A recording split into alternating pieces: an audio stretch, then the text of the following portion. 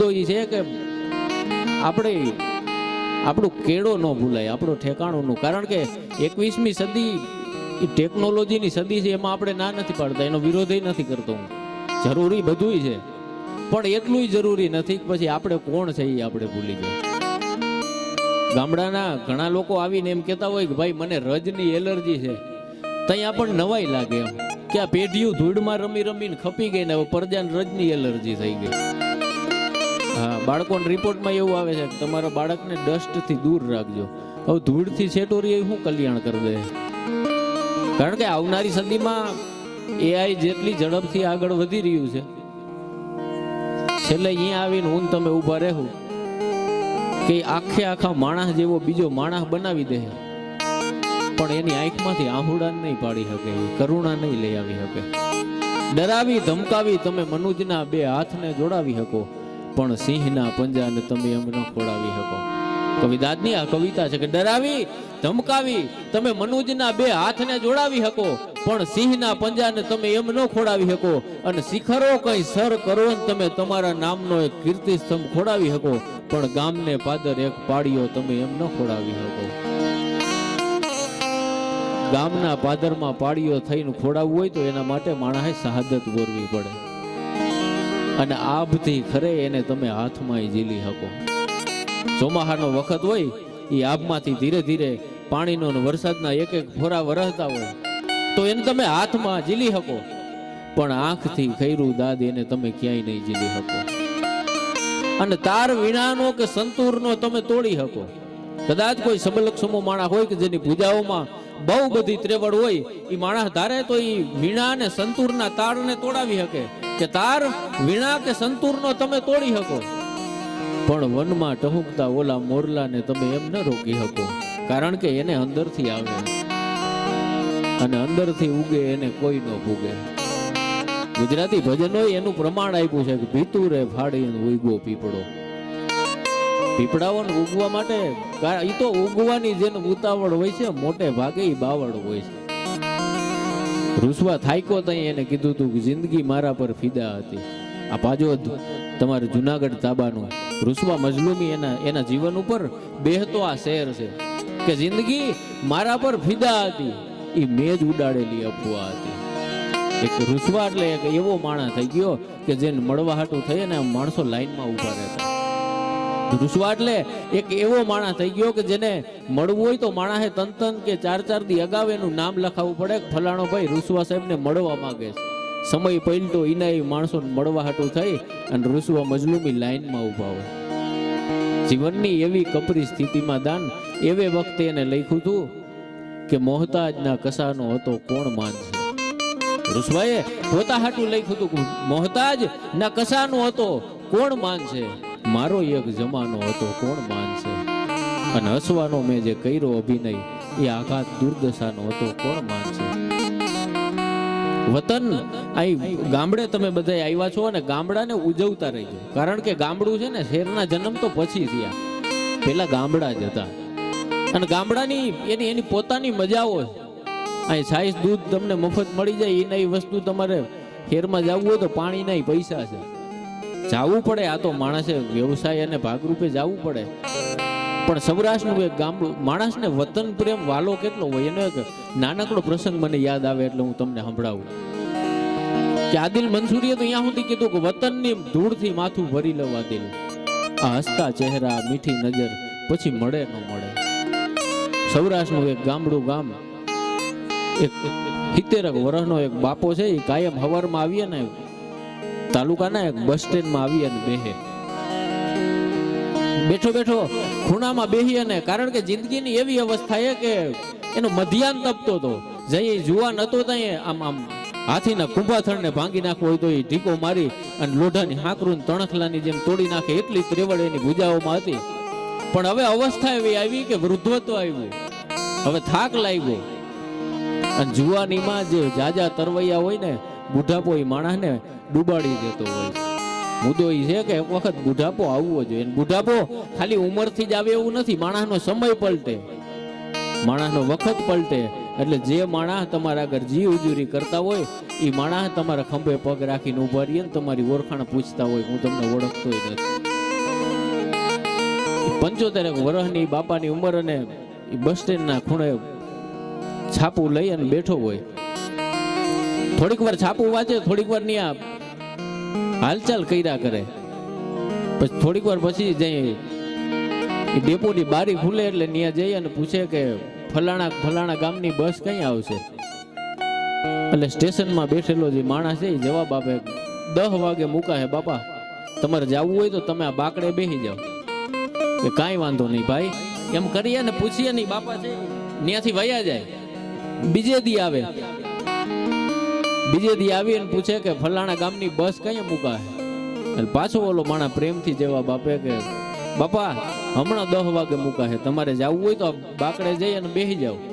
પછી આ માસ્તર છે એ 2 દી 3 દી 5 દી થાય એટલે એ પછી આ બાપા સામું જોવા માંડ્યો કે આવો અબુધ માણસ કોણ છે, ઘરો જ આવીને અહીંયા હેરાન કરે છે, અહીંયા ટાઈમ પાસ કરવા આવતો એવું લાગે. એટલે એ બાપા જઈ જતા હતા ત્યાં માણસ એના ઉપર નજર રાખી. એ બસ જઈ એના ગામની મુકાણી તો માઇકમાં બોલાણું કે ફલાણા ગામની બસ મુકાઈ ગઈ છે પ્લેટફોર્મ નંબર 2 ઉપર, જેને જવું હોય મુસાફરો અંદર બેસી જાવ. એટલે બાપો છે આમ બેઠો બેઠો ટગર એ બસનું સામું જોતો હતો, પણ એ બસમાં બેસતો નથી. એટલે આ ચિત્ર માલપા બેઠેલા માસ્તરે જોયું કે આ બાપો કારણ વગરનું પૂછવા આવે, એને કે જાવું નથી.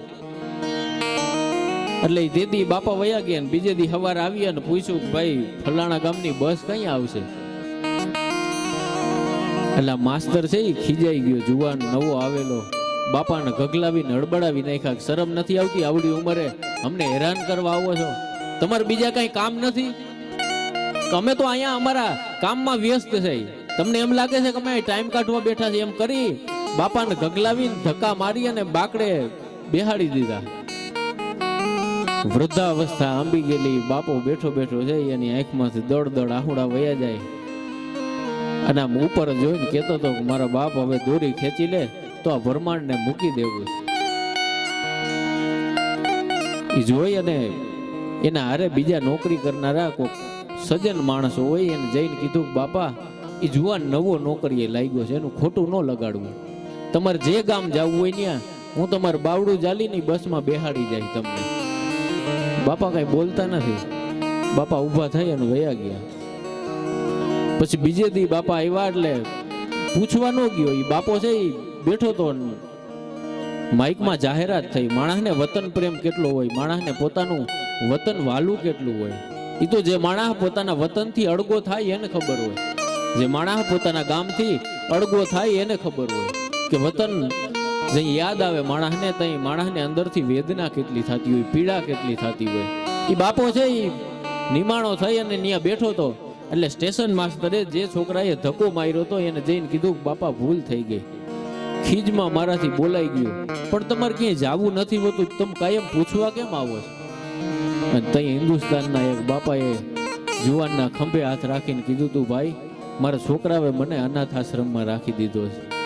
છેલ્લા 5 વર્ષથી હું અનાથ આશ્રમમાં રહું છું, મારે ક્યાંય જવું નથી.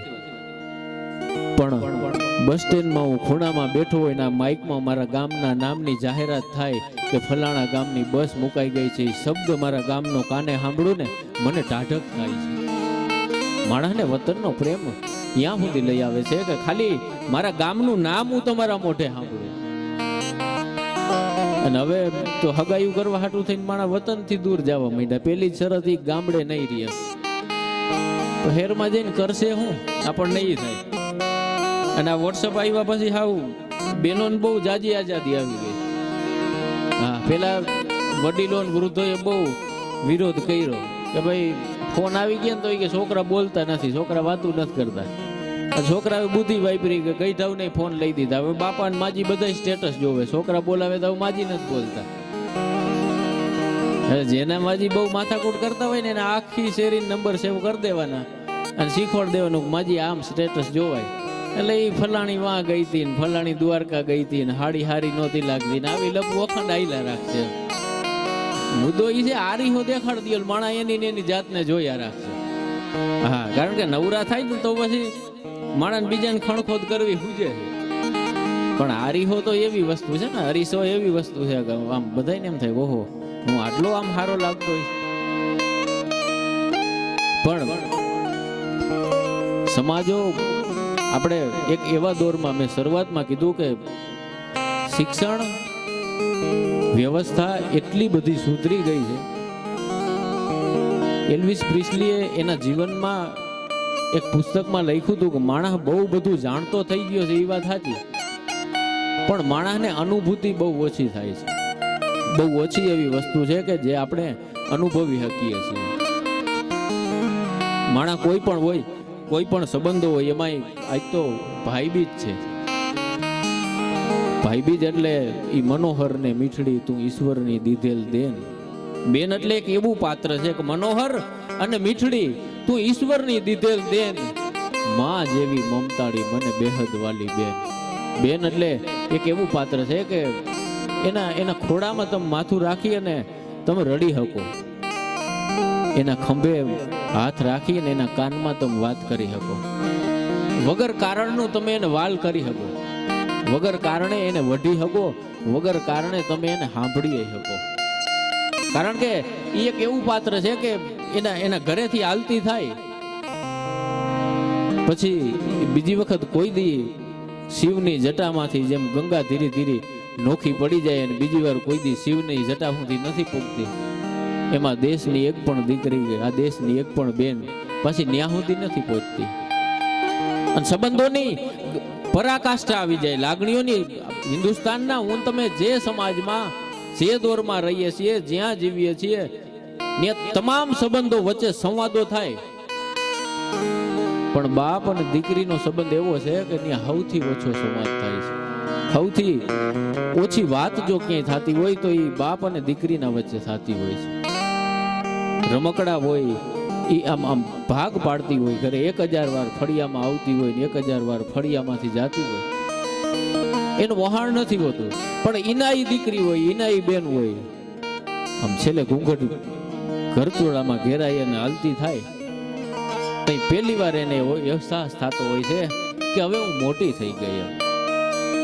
સૌરાષ્ટ્રના એક નાનકડા બે અનાથ ભાઈ અને બેન બે આમ દરિયાના કાંઠે રહીમાં કરે ને ફૈરા કરે, પણ બેન છે એને ચાગલી બહુ હતી. આજ ભાઈ બીજ છે, આ નાનકડી વાત મને બહુ ગમે છે એટલે હું તમને સંભળાવું કે આમ ફૈરા કરે, આમ ફરતા ફરતા એ બેન છે ને એને જીદ કરી કે મારે ઢીંગલી લેવી છે. 5-7 વર્ષનો એ ભાઈ, પણ અનાથ, મા બાપ કોઈ નથી, અને જેના વણ હગે વણ હાગવે વણ નાતરીએ ને જેને માવતર વયા જાય ને એને પછી એ જીવન એનું છે એ ખારું ઝેર થઈ જતું હોય છે. એટલે બેન છે એ જીદ કરતી હોય કે મારે ઢીંગલી લેવી છે એમ. અને જેની પાસે નીતિ સાચી હોય, જે માણસની નિષ્ઠા સાચી હોય, એ માણસને ઈશ્વરે મદદ કરતો હોય, એને ઈશ્વરે મતિ આપતો હોય. આ ભાઈ છે એ હાથમાં એને દરિયાના કાંઠેથી વીણેલા આમ હંખલા ભેગા કરીને તમે હખડ ડખડ થોડુંક ઓછું કરો ને તો સારું એમ, વચ્ચે થોડુંક હખડ ડખડ ઓછું કરો, હા વાત મરી જાય. આમ હંખલા ભેગા કરી અને દરિયાના કાંઠે જઈ અને દુકાનદારના ટેબલ ઉપર હંખલાનો આમ ઘા કરીને મૂક્યો કે મારી બેન હાટું ઢીંગલી આપો એમ. પોતાને મન એ મૂડી હતી, પોતાને મન એની જાયદાદ હતી. લોકસાહિત્યના દુહાઓના અર્થો એવા જ. આજે જાવું હોય પેલા વયા જવાનું, એ કામ કરીએ આપણે. લોકસાહિત્યનો એક દુહો એમ કહે કે જેઠ કોરો જાય એનો ખંડમાં ખટકો નહીં. દુહાઓ ના અર્થો મહાન શા માટે છે એનું એક પ્રમાણ તમને આપું કે જેઠ કોરો જાય એનો ખંડમાં ખટકો નહીં, પણ અહાડનો એક દી અમને વહમો લાગે વેરડા. એક ખેડૂત તરીકે અહીં જે માણસ ખેતી કરતો હોય એને ખબર છે કે આખો જેઠ મહિનામાં એક પણ વરસાદનું ફોરું, એક પણ વરસાદનું ટીપું ન પડે તો એનો આપણને રંજ ન હોય. પણ અહાડની એક ને અહાડની બીજ જાય ને તો ખેડૂત તરીકે આપણને એમ થાય કે વણ હગે વણ હાગવે વણ નાતરીએ નેહ વણ માવતર જીવીએ પણ તું મરીએ મેં. કે વરસાદ તું નહીં આવતો અમે, એક બાપ છે એને દીકરીને કરિયાવરને વાવતો હોય, એક ભાઈ છે એને બેનના જવતલને વાવતો હોય વરસાદ આવે એટલે. આ તો એનો સ્થૂળ અર્થ થયો, પણ લોક સાહિત્યમાં એનો ગર્ભિત અર્થ હું હખડ ડખડ કે ડગવન ના એટલે પાડું છું કે ગર્ભિત અર્થ એનો ઈ થાય કે આમ 1000ની મેદની સામે બેઠી હોય એમાં 999 ડોકા નો ડગે તો કઈ નહીં, પણ અહીંથી કોક સારું કવિત કહેવામાં આવે, અહીંથી કોક સારી વાત કરવામાં આવે, અહીંથી કોક સારો શેર કહેવામાં આવે, એ 999 ડોકા નો ડગે, પણ એક જેના ભરોહે અહીંથી વાત મૂકી હોય ઈ માણા હામું ન જોવે તો એવા આહાડનો એકદી અમને વહમો લાગે વેરણા. કે જે માણા સમજે છે છતાંય બોલતો નથી, જે માણસને ખબર છે કે આ બેઠો ઈ કમાલ છે, જે માણસને ખબર છે કે આ વાત માણસને તારે તો ઈ જીવાડી દે,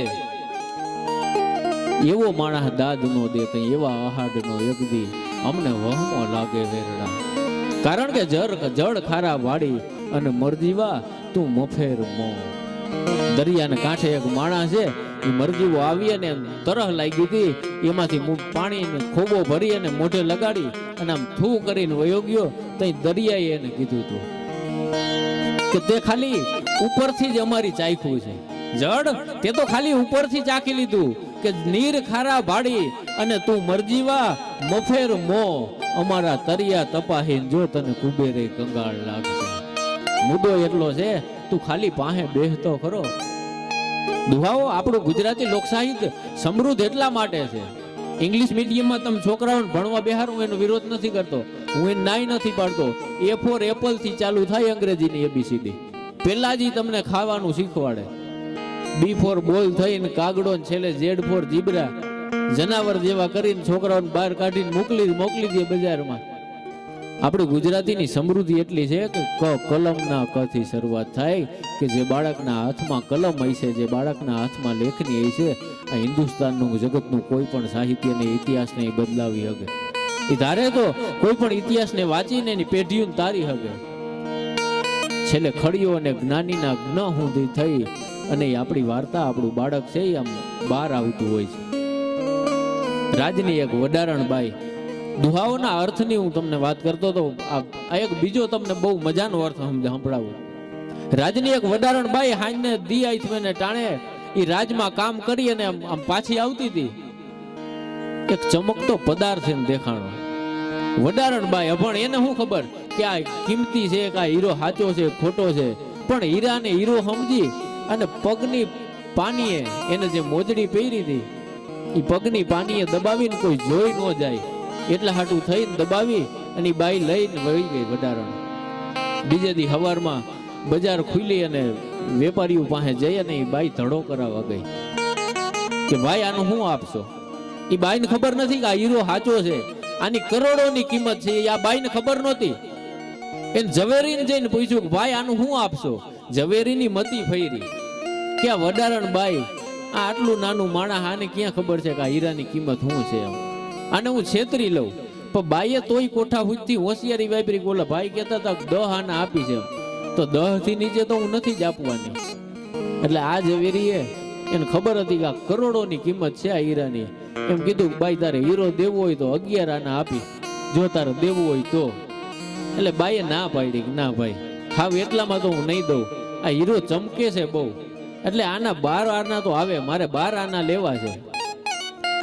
એટલે વેપારીને લાલચ જાગી કે આ બાઈને હવે એક આના હાટું થઈ અને કમાવા નથી દેવી, એટલે હીરો ખોટો છે એવું દેખાડવા હાટું થઈને વેપારીએ હાથમાં હીરો હતો ને આમ ટેબલ ઉપર ઘા કરી દીધો કે બેન તો તું લેતી જાય. એમ હીરો વેપારીના હાથમાંથી છૂટે અને ટેબલ ઉપરથી પડે એટલે આમ કણાયું થઈ ગઈ હીરાની.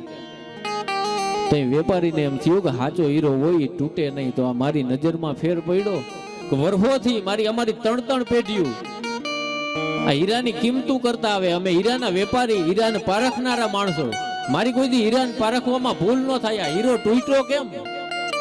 પછી વેપારીએ હીરાને પૂછ્યું કે ચેરીને પગતળ દિયો તાતે ન ઘટ્યો માન.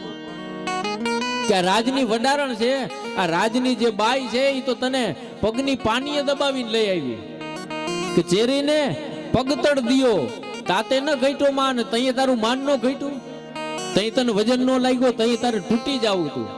આ બાઈ છે તને પગની પાનીએ દબાવીને લઈ આવતી હતી, તઈ તારે તૂટી જવાનું હતું. તઈ હીરાએ જવાબ આપ્યો કે હા ભાઈ, ચેરીને પગતળ દિયો પણ તાતે ન ઘટ્યો માન. કે વડારણ છે આ બાઈ છે, એ પગની પાનીએ દબાવી અને લઈ આવી, તઈ મારું માન ન કઈટું, પણ હું તૂટ્યો એટલા માટે કે તું જાનન હાર અજાણ ભયો તાતે હીરો ફટાણ. તને તો ખબર હતી, તું જાનન હાર અજાણ ભયો, તને તો ખબર હતી કે આની કિંમત કરોડોની છે, તને તો ખબર હતી આની કિંમત ખરબોની છે, છતાંય તે ઘા કર્યો ને કે આ ખોટો હીરો છે, તું ખોટો શબ્દ, હું સાચો હોવા છતાંય તે મને ખોટો કીધો, એટલે હું તૂટી ગયો. અમુક વખતે થાય એવું કે અમુક માણસ જે સાચો હોય તઈ તમે ખોટો કહી દો, તઈ માણસ છે એ તૂટી જતો હોય. ખાલી એક એક શબ્દો ઉપર હિન્દુસ્તાનના ઇતિહાસો ઉભા છે. આંધળાના તો આંધળા જોઈને ખાલી આટલા એક કથન ઉપર આખું મહાભારત થઈ ગયું સાહેબ.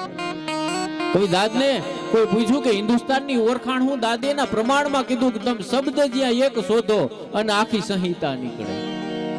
હિન્દુસ્તાન એટલે એક એવો ટુકડો કે એક શબ્દ, ખાલી એક જ શબ્દ કે આંધળાના તો આંધળા જ હોય, એના ઉપર આખી એક ઇમારત ઊભી છે. અને એક એવી ઇમારત કે જેમાં યુદ્ધ વાયવું અને ગીતારૂપી જ્ઞાન પ્રગટ થાય, એવું જ્ઞાન કે જેના ઉપર આપણે જીવી શકીએ, એવું જ્ઞાન કે જેને જાલી અને તમે આ ભવસાગરને તરી શકો. એના પ્રમાણમાં દાદે કીધું કે તમે શબ્દ જ્યાં એક શોધો ને આખી સંહિતા નીકળે અને કુવો જ્યાં ખોદો તો આખી સરિતા નીકળે. કઈ જુદી છે તાસીરા દેશની કે તમે અહીં મહાભારત વાવો અને ગીતા નીકળે.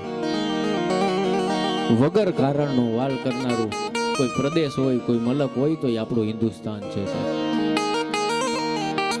શરૂઆતમાં કીધું કે આપણા તહેવારોમાં, અલગ અલગ તહેવારોમાં પરિવારના અલગ અલગ માણસોના માયતમ, હવે તો ફાધર્સ ડે, મધર્સ ડે ને બાપને સાચવવા હાટું ના દી આવવા માંડ્યા, બાપને સંભાળી રાખવા હાટું નહીં દી આવવા માંડ્યા. આપણા ભાઈ બીજના આ પવિત્ર દિવસો, આની ઉજવણીઓ એ વડવા કઈ મૂર્ખા નહોતા, એ કોઈ હાવ એટલાય અભણ નહોતા કે એને આટલી ટેકનિકાલિટી ખબર ન પડતી હોય, પણ એને આ સંભાળીને એટલા માટે રાખ્યું કે સંબંધ જો તમારો માણસનો મહેફૂઝ જાય છે. પરિવારના ફળીએ હાહરી ગયેલી બેન છે આમ પાછી આવતી છે તો એનો રાજીપો એ બેનને હોય એના કરતા એ ભાઈને જાજો હોવો જોઈએ. બીજે એક દી ભેગા બેહી અને બધા જમે, ભેગા બેહી અને વાડું કરે. ટેકનોલોજીના યુગમાં આપણી પાસે ભેગા બેહીને ખાવાનો ટાઈમ નથી. આ તહેવારોમાં પેલું કામ તો તહેવારો આપણી હિન્દુની જે પરંપરા છે, ઘણા લોકો એમ કહેતા હોય કે હવે આ ફેસ્ટિવલને સેલિબ્રેટ ન કરવા જોઈએ. સેલિબ્રેટ એટલે કરવા જોઈએ કે આપણને ખબર પડે કે આપણા પરિવારમાં આટલા માણસો છે. કારણ કે એક અવસ્થાએ પહોંચ્યા પછી માણસ પોતાની જાત સિવાય બધાને મળતો હોય, ખાલી આપણને જ નથી મળતા. એ એક અઘરા મુદ્દાઓમાંથી એક એ છે એમ.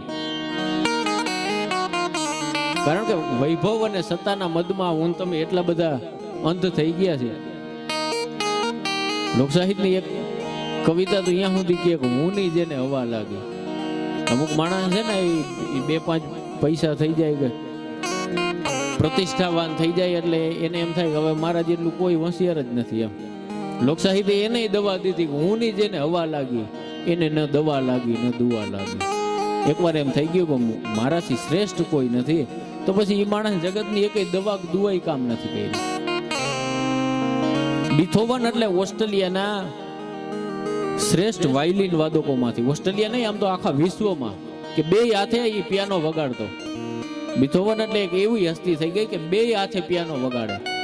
ઓસ્ટ્રેલિયાના વિયેનામાં એક દી રાતે બીથોવન આયલો જતો હતો એટલે એને આમ દૂરથી અવાજ સંભળાણો કે કોક પિયાનો વગાડે છે. એટલે પેલા તો એને એવું લાગ્યું કે મારી કોક કેસેટ વગાડે છે, કારણ કે મારાથી શ્રેષ્ઠ પિયાનો કોઈ વગાડી નથી શકતું. એવો એને અહમ હતો કે મારાથી શ્રેષ્ઠ આ પિયાનો કોઈ વગાડી જ નથી શકતું. પછી એમ થયું કે નાના કોક લાઈવ વગાડે છે. એટલે અવાજની પાછળ બીથોવન જઈ હાલતો થયો તો આમ શેરીયું ગલીયું હાકડા રસ્તા ઝૂંપડપટ્ટી વિસ્તારમાં એ અવાજની પાછળ પહોંચતો ગયો